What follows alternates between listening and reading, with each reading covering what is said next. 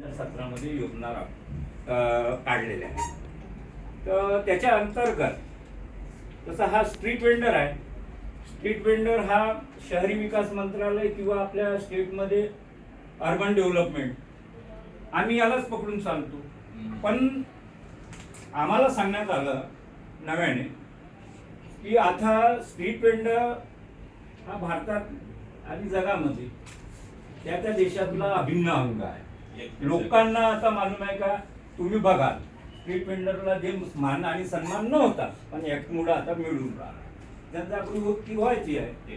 जनजागृती गव्हर्नमेंटच्या माध्यमातून होत आहे आणि आमच्यामधले जे प्रतिनिधी आहे तेही प्रयत्न करीत आहे.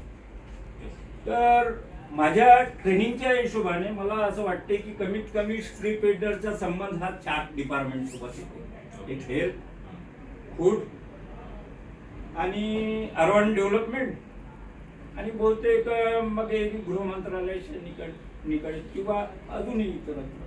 पण 3-4 डिपार्टमेंटशी याचा संपर्क येते. त्याच्यामुळे गव्हर्नमेंटच्या माध्यमातून प्रत्येक शहरामध्ये जनजागृती होत आहे आणि वेंडरला माना सन्मानाने काही म्हणजे भेटलं पाहिजे या उद्देशातून केंद्र सरकार आणि राज्य सरकार काही योजना राबवत आहे.